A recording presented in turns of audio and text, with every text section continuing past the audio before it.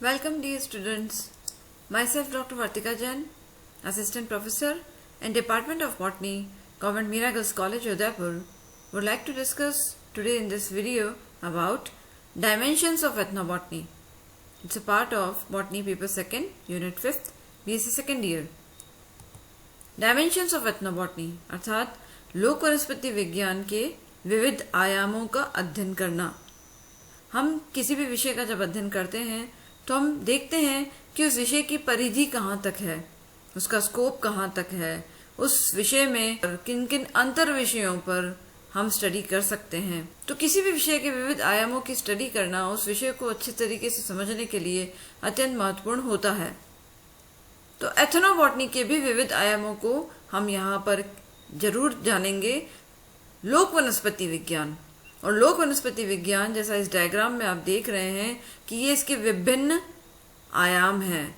इन विभिन्न ब्रांचेस या इन विभिन्न शाखाओं के तहत हम विभिन्न प्रकार के मानव और पौधों के बीच के संबंधों का अध्ययन कर सकते हैं।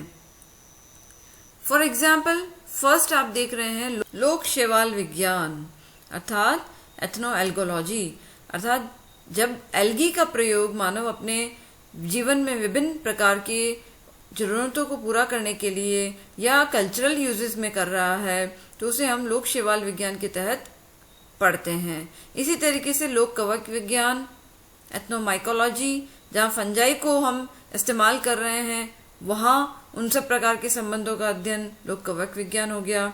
लोक शैवाक शास्त्र अर्थात ethnolichenology, use of lichens by people.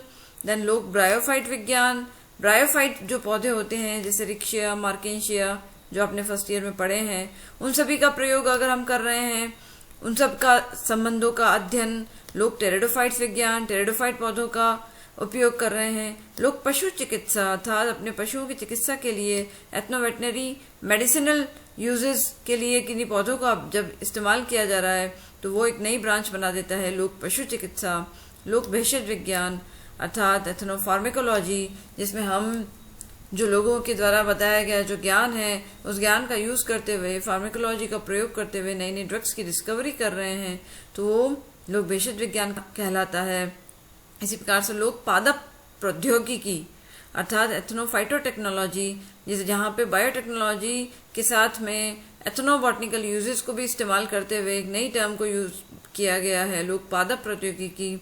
इसी प्रकार से लोक शब्द व्युत्पत्ति विज्ञान अर्थात एथनो एटाइमोलॉजी, इसमें इसे एथनोफाइटो एटाइमोलॉजी भी हम कह सकते हैं, जहाँ पे पौधों के नामकरण में के पीछे जो एक विशेष प्रकार का विज्ञान है उसे हम जहाँ समझते हैं। तो इसी प्रकार से इस एथनोबॉटनिकल सब्जेक्ट के मल्टी डायमेंशनल स्कोप है।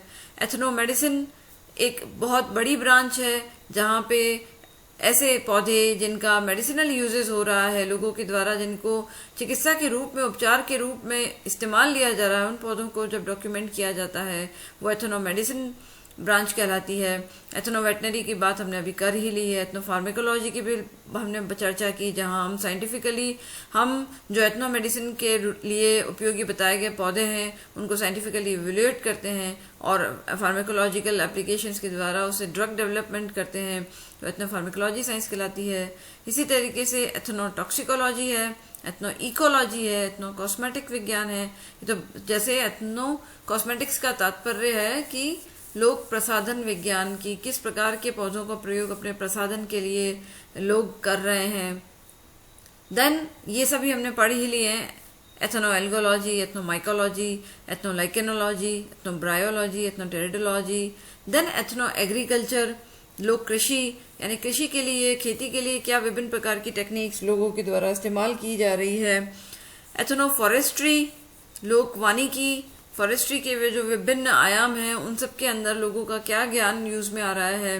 एथनो हॉर्टिकल्चर, बागवानी के अंदर किस प्रकार से लोग अपना ज्ञान यूज कर रहे हैं पौधों की सार संभाल में और उन्हें खूबसूरत बनाने में। There is also scope from cultural relationship, जैसा हमने देखा था एथनोफाइटो एटाइमोलॉजी या एथनो एटाइमोलॉजी से लोक शब्द व्युत्पत्ति विज्ञान कहा, उसी प्रकार से है एथनो म्यूजिकोलॉजी। म्यूजिकोलॉजी जहाँ पे हमने देखा कि विभिन्न प्रकार के लोक गीत हैं, लोक संगीत है, उन लोक संगीत में गीत में किस प्रकार से पौधों का वर्णन मिलता है। जैसे आपको मैंने पहले भी बताया था कि जैसे कुछ जच्चा बच्चा गीत जो हैं यहाँ के लोकगीत, उनमें पौधों का वर्णन किया गया है, या इस प्रकार के ऐसे कई सारे लोक कथाएं हैं, उनके अंदर भी पौधों का वर्णन है। तो उन सभी का अध्ययन करना, उन सभी को डॉक्यूमेंट करना, वो सारा हमारे कल्चरल रिलेशनशिप से रिलेटेड स्कोप कहलाएगा। एथनोटैक्सोनॉमी, एथनो आर्कियोलॉजी, जहाँ पे जिसे कहते हैं पूरा वनस्पतिक विज्ञान, जहाँ पे जो पुरातत्व महत्व के जो स्थल है और वहाँ जो विभिन्न प्रकार के पौधों का इंस्क्रिप्शन मिल रहा है, उन सभी की स्टडी करना, वो इसका पार्ट हो जाएगा। एथनो कंजर्वेशन करना, लोक संरक्षण भी इसी श्रेणी का एक पार्ट है, जहाँ पे ऐसी विभिन्न प्रथाएं जिनके द्वारा पौधों का संरक्षण हो रहा है, लोग अपने जनजीवन में उनकी ऐसी प्रथाएं या ऐसे मिथक से किसी पौधे को जोड़ रखा है जिसके द्वारा डायरेक्टली या इनडायरेक्टली उस पौधे का संरक्षण हो रहा है, तो वो भी स्टडी करना एथनो कंजर्वेशन ब्रांच के अंतर्गत आएगा। इसके अलावा ये कुछ नए डायमेंशंस पिछले कुछ 2 दशकों में डेवलप हुए हैं, न्यू डायमेंशंस ऑफ एथनोबॉटनी।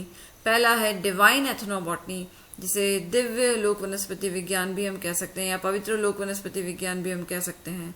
इसका तात्पर्य है कि इसके अंतर्गत ऐसे विभिन्न प्रकार के पौधे जो कि पवित्र समझे जाते हैं, जिनकी पूजा की जाती है, उन सभी डिवाइन प्लांट्स का अध्ययन करना, वो डिवाइन एथनोबॉटनी का एक पार्ट हो गया।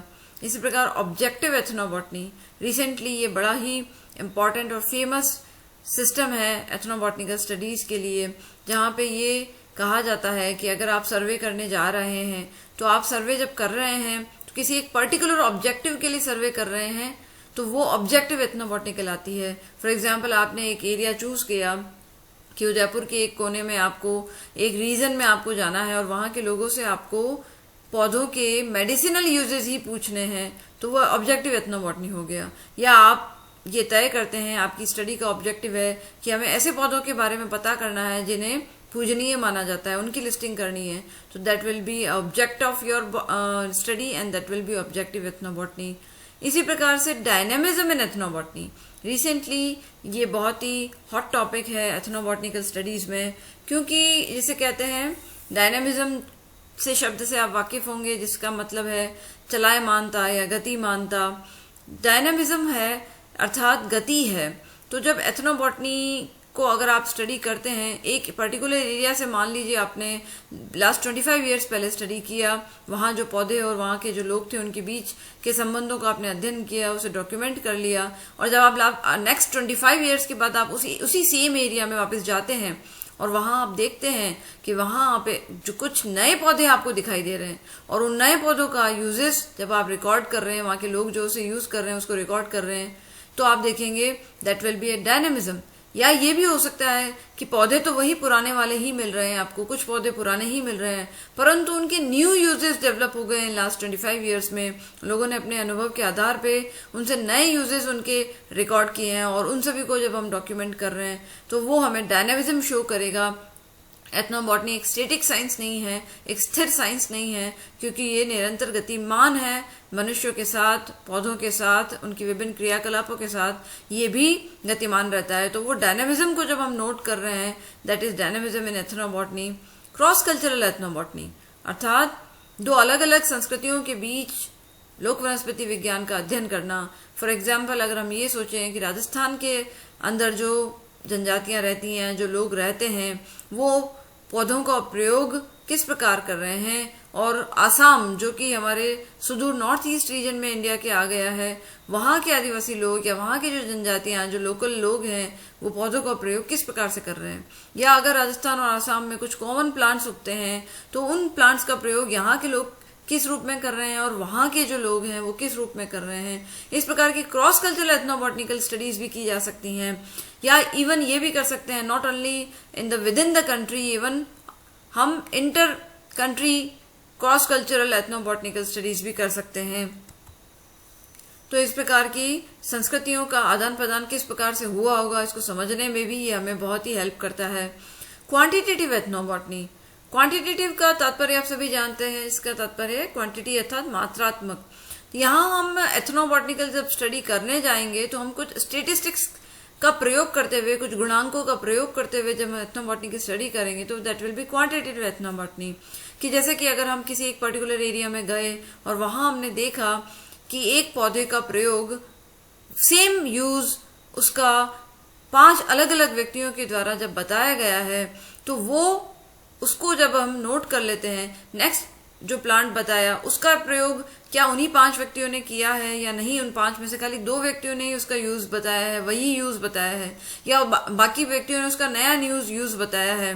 तो इस प्रकार से हम कुछ ये जो डाटा है इसमें चेंजेस हम देखेंगे और उसके आधार पर कई पैरामीटर्स हैं, जैसे यूज वैल्यू इंडेक्स देखेंगे पौधे का, या हम उसका कल्चरल एग्रीमेंट इंडेक्स देखेंगे। ऐसे कई सारे इंडेक्सेस हैं जिनको प्रयोग करते हुए हम एथनोबॉटनी को स्टैटिस्टिक्स का बेकअप देते हुए हम उसकी वैलिडिटी को बढ़ा देते हैं, उसकी ऑथेंटिसिटी को हम बढ़ा देते हैं और वैज्ञानिकों को उस पर आगे कार्य करने में बहुत सुविधा होती है। और रिसेंट जो डेवलपमेंट हुआ है वो है अर्बन एथनोबॉटनिकल स्टडीज। अर्थात पहले ये समझा जाता था कि एथनोबॉटनी का अध्ययन हम ग्रामीण क्षेत्रों में या रिमोट क्षेत्रों में या ऐसे ट्राइबल एरियाज में ही कर सकते हैं, परंतु वर्तमान में हम ये देख रहे हैं कि गांवों की सीमाएं जो हैं विलुप्त होती जा रही हैं, धीरे धीरे शहरों में मर्ज होती जा रही है। तो गांव और शहरों की जो कल्चर है उसके बीच में आदान प्रदान हो रहा है ज्ञान का, बॉटनिकल नॉलेज का भी ज्ञान का आदान प्रदान हो रहा है, और इसके साथ ही नए नए पौधे अर्बन एरियाज में मिलते हैं। तो वो जो लोग अर्बन एरियाज में शुरू से रह रहे हैं या जो माइग्रेट होकर के वहां आए हैं, वो लोग उन पौधों का यूज किस प्रकार से कर रहे हैं, तो हम देखते हैं कि ये अर्बन एथनोबॉटनी में हमें एक अमलगमेशन दिखता है, एक मिक्सचर दिखता है कि कुछ हमें तो नॉन ट्रेडिशनल बॉटनिकल नॉलेज नजर आती है, कुछ ट्रेडिशनल बॉटनिकल नॉलेज का हिस्सा नजर आता है, और दोनों ही को एग्जिस्ट करते हैं एक ही सिमिलर अर्बन एरिया में, एक सिमिलर स्पेस में। दोनों ट्रेडिशंस, दोनों प्रकार के जो बॉटनिकल नॉलेज है वो एक साथ ग्रो करती है, को एग्जिस्ट करती है। तो ये अर्बन एथनोबॉटनी एक नया एस्पेक्ट है, नगरीय लोक वनस्पति विज्ञान जिसे कहते हैं, और जिसके द्वारा आप नगरों में मिलने वाले विभिन्न प्रकार के पौधों का नगरीय लोग किस प्रकार से यूज कर रहे हैं उसकी हम स्टडी कर सकते हैं। और उसके वंडरफुल जो आप एस्पेक्ट्स आप देखेंगे, इसका एक सिंपल एग्जाम्पल आप देती हूँ कि जैसे डोसा, जो कि मुख्यतः साउथ इंडियन डिशेज, जो साउथ इंडियन डिश है, परंतु आज वर्तमान में आप नॉर्थ इंडिया में भी देखेंगे इसको कि कितने विविध रूपों के साथ आपकी प्लेट में ही आता है। डोसा नॉर्मल डोसे के अलावा भी आप डोसे में कई वेराइटीज देख लेते हैं, आप चाइनीज डोसा देख लेते हैं, स्प्रिंग रोल डोसा देख लेते हैं, आप मैसूर डोसा देख लेते हैं, तो आप पनीर वाला डोसा भी देख लेते हैं। तो ये जो वेरिएशंस, मॉडिफिकेशंस हुए हैं वो उस पर्टिकुलर अर्बन एरियाज में रहने वाले लोगों के ज्ञान के द्वारा हुए हैं, और ये सारे मॉडिफिकेशंस जो हैं वो अर्बन एथनोबॉटनी को ही रिप्रेजेंट करते हैं। तो these are all new dimensions, new scope of ethnobotany, जिसके द्वारा हम एथनोबॉटनी की साइंस को अच्छे से स्टडी कर सकते हैं। And these are the books from which I have taken some of the material for this presentation. Thank you very much.